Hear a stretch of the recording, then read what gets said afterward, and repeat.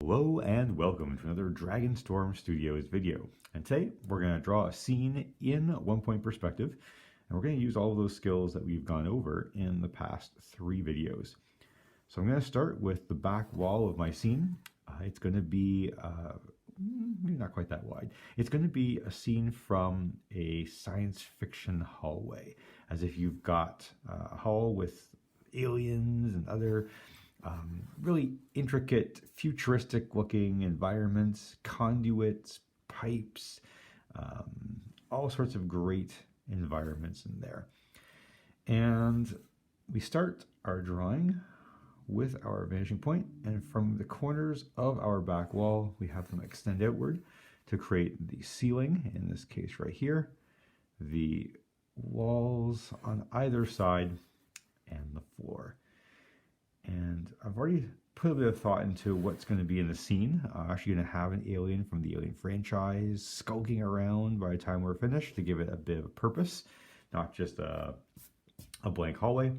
And it's going to have all sorts of interesting, really technological looking aspects to it. So I'm looking forward to seeing how this turns out over the course of the next few minutes with you, several hours with me, and yeah, we'll see how this turns out. This first stage is probably the most tedious, but is the most important, because it's all about setting up all of your angles, make sure they're good to go. So I'm gonna start adding some details to this scene, and I'll come back in a moment. We'll see how it's turning out. So here's where we stand right now. You can see lots of extra lines added in, all of them going towards still that central point. I've added in my little alien dude there, looking all wonderful and fantastic and menacing. And I've purposely put him so that his mouth kind of ends up being where that dot is, where the vanishing point is. And that way, it allows me to hide that point when I'm finished. I don't have to worry about trying to erase it, because I've been using that point now for so many lines that the mark I originally drew in there is quite dark. And as a result, it'd be hard to erase. So by having the alien's mouth there, it just kind of helps hide that detail, keeping it, keeping the mystery, I suppose, alive in our drawing. The hardest part actually has been so far these lines here's diagonals, because trying to keep them consistent has been a little bit tricky, but I think in the end I've got something which works. But here we are, so we'll keep adding more pipes, more conduits, more details into the drawing, and that will really start to give it its atmosphere and its sense of futuristic vision that we've got going on. And then, of course, adding more dark to the picture will make a big difference too. So we'll keep at it, and we'll see how it turns out. And as we add more and more lines, the work gets more and more complex, which looks just more and more impressive. So as you keep adding lines, you're going to find that your eye sometimes wants to get lost in the work.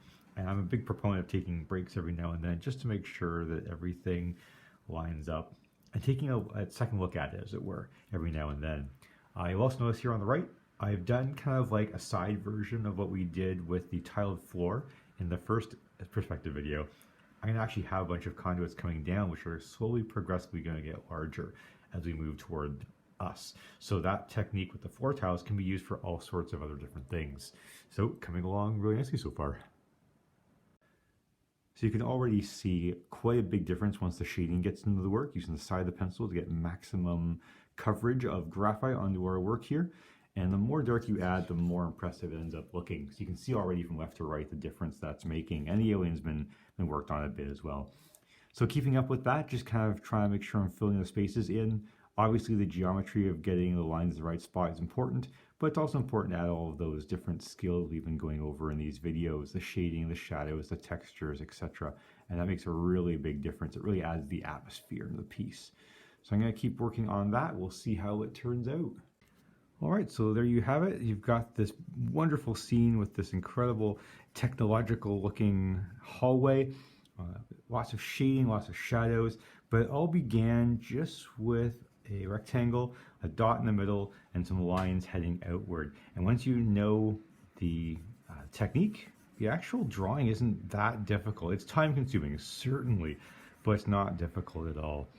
I'm hoping you found that useful and interesting. Certainly if you want to see other videos I've done, for example, one where I do the machinery effect, you can check them out on the channel. I'm hoping that you were inspired maybe to do your own sort of scene. This one actually became inspired because of a game coming out, hopefully not too long down the road, called Aliens Fireteam, which I'm looking forward to immensely. So that kind of helped give me a sense of direction for this drawing. But thanks so much for watching. Have yourselves a fantastic day.